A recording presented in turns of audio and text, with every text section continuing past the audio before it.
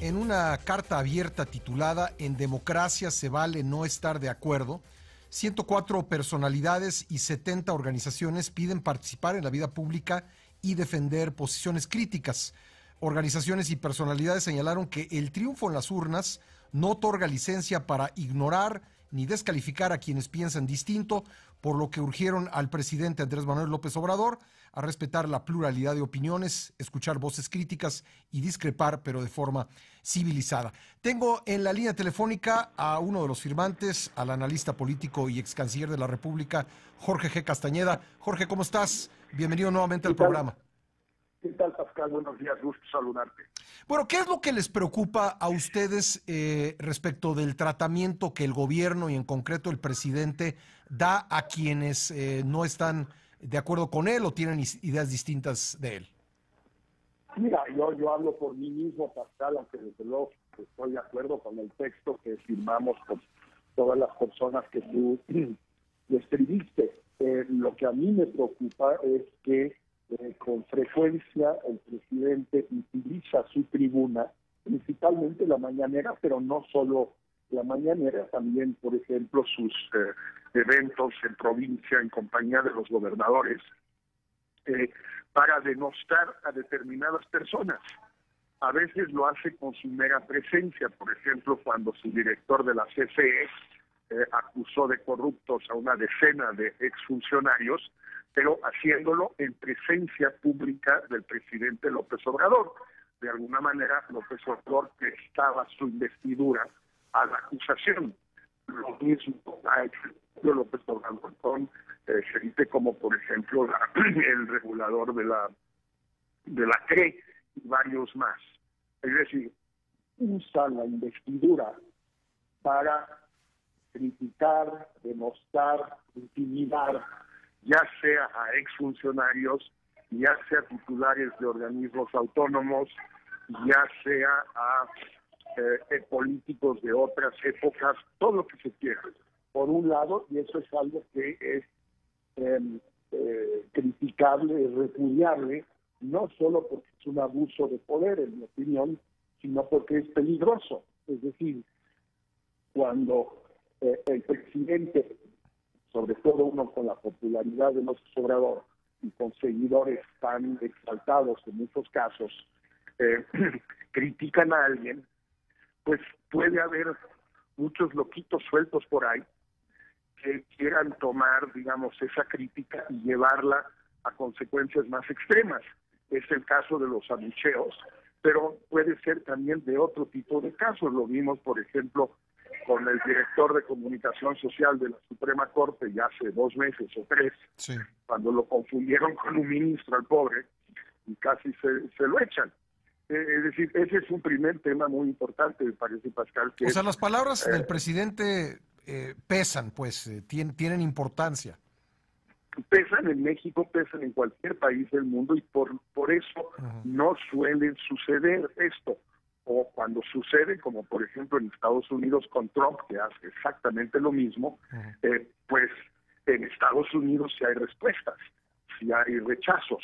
Incluso cuando, por ejemplo, expulsó al corresponsal de CNN en la Casa Blanca, la cadena, el medio, demandó a la Casa Blanca y ganó, por cierto.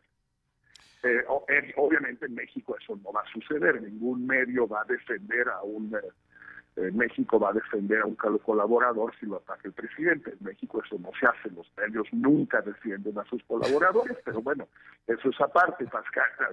Oye, Jorge, esto que están haciendo ustedes como que no tendría que ser necesario, ¿no? Digamos que entiendo el contexto en el que ocurre, pero en una situación normal el contenido de esta carta sería un conjunto de lugares comunes, ¿no? Bueno, en efecto, no debiera ser necesario, sí, debiera ser redundante, superfluo el contenido de una carta, en efecto, bien de lugares comunes. Tienes toda la razón.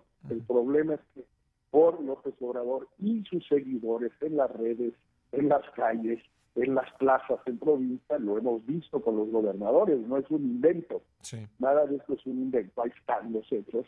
Pues sí es necesaria. Y diría, habría que dar el paso adicional.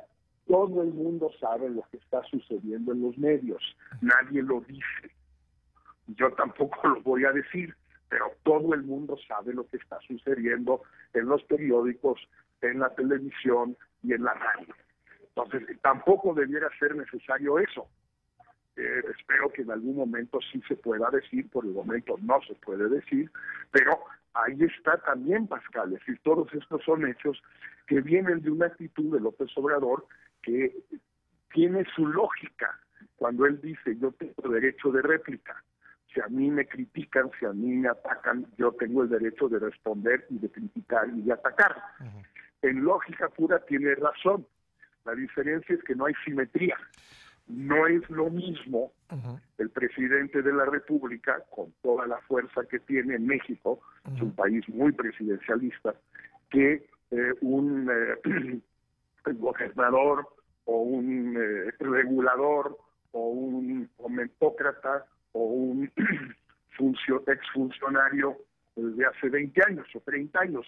No es lo mismo, aunque López Obrador pretenda, quiera hacernos pensar que sí es lo mismo.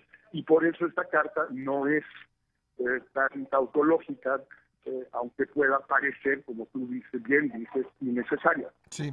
Oye, el otro día en la visita que hizo a Chihuahua, donde Javier Corral se convirtió en uno de los gobernadores que fueron abucheados, él dijo una frase que me gustaría pues tener tu reflexión al respecto. Dijo que él respetaba más a los opositores que a los abyectos. ¿Cómo interpretas esta frase de López Obrador?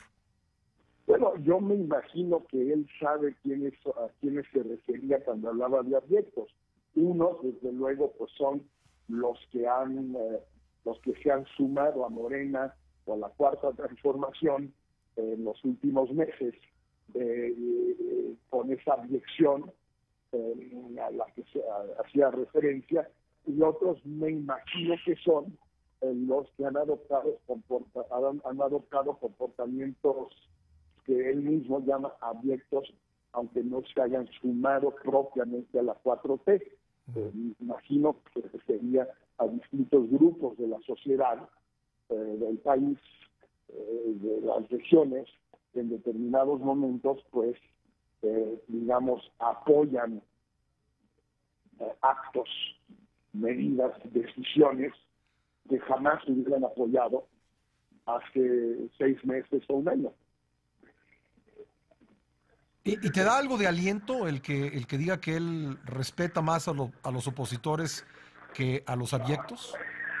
Pues mira, prefiero que lo respete más, pero prefiero que respete a los abyectos, a los opositores y a todo el mundo, y que deje de usar la fuerza de la presidencia con esa idea de la simetría entre unos y otros, simetría que no existe en ningún país, insisto, pero en México menos.